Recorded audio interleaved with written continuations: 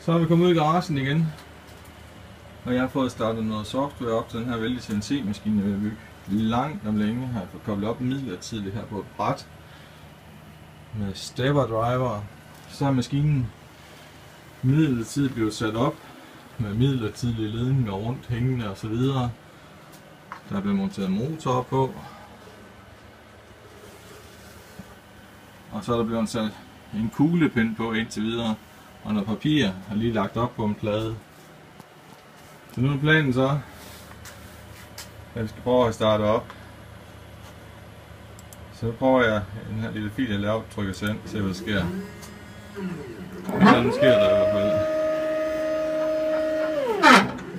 Jeg ser mig.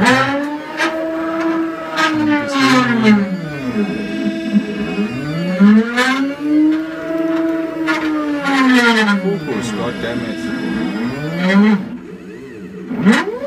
Det er ikke sikkert, det er så præcis, fordi kuglepinden den kan give sig en lille smule derinde i. Ja, så bare.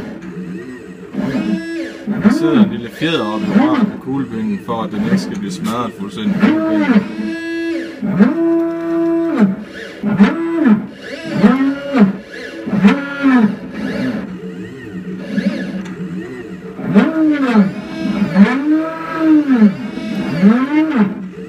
Så er der rimeligt.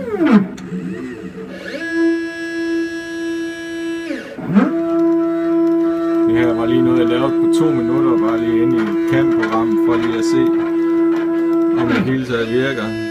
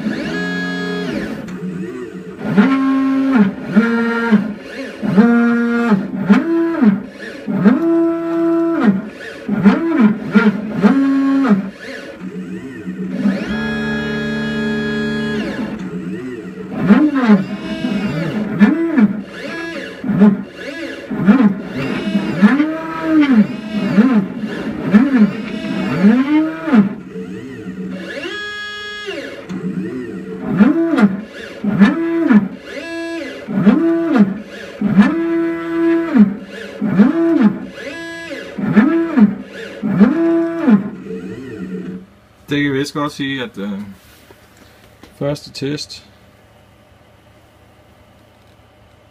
uden at have justeret overhovedet på indstillingerne,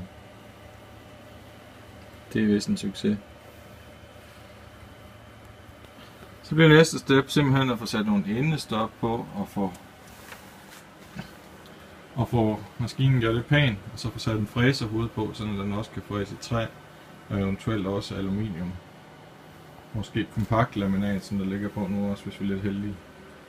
Så det var bare det. Hej hej.